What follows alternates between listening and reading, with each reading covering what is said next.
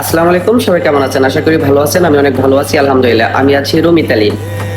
একটা ভাই আমাকে কমেন্ট করেছেন, ভাই আমি যদি সৌদি থেকে কয়েক মাস পর পর 3টা দেশে ঘুরি তাহলে কি আমি সৌদি থেকে ইতালি টুরিস্ট ভিসা পাবো?